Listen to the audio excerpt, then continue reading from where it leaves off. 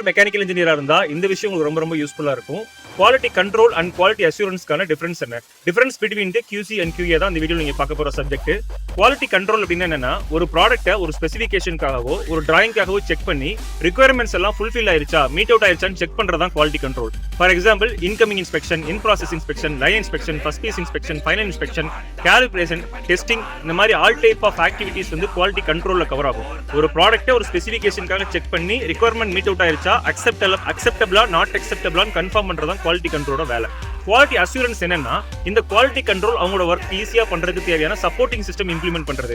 Quality plan, kaizen, operating procedure, work instruction, SOP இந்த மாதிரியான விஷயங்களை இம்ப்ளிமெண்ட் பண்ணி மிஸ்டேக்ஸ் ஆர் டிஃபெக்ட்ஸ் வந்து முன்னாடி நடக்கிறதுக்கு முன்னாடியே ப்ரிவென்ட் பண்றதா QA வேலை.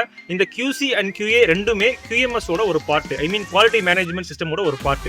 இது இல்லாம ஒரு குவாலிட்டி அஷூரன்ஸ் டிபார்ட்மெண்ட் என்ன பண்ணுவாங்க அப்படின்னு கேட்டீங்கன்னா, கஸ்டமர் கம்ப்ளைண்ட் ஹேண்டில் பண்றது, கம்பெனிக்குள்ள இன்டர்னல் ஆடிட் பண்றது, கஸ்டமர் வெளியில இருந்து வர்றாங்கன்னா எக்ஸ்டர்னல் ஆடிட் ஃபேஸ் பண்றது, NCR ரைஸ் பண்றது, ப்ரொசீஜர் எழுதுறது, கம்பெனியோட ஓவரால் டாக்குமெண்டேஷன் ஃபாலோ பண்றது அப்படிங்கிற மாதிரி டோட்டல் சப்போர்ட்டிங் சிஸ்டமும் குவாலிட்டி அஷூரன்ஸ் பண்ணுவாங்க. சிம்பிளா சொல்லணும்னா, quality control can be defined as parts of quality management system focused on fulfilling quality requirements, that is called as quality control. Quality assurance can be defined as part of quality management system focused on providing confidence that quality requirements will be fulfilled. Mechanical engineering சம்பந்தப்பட்ட மோர் கான்டென்ட்க்கு தொடர்ந்து follow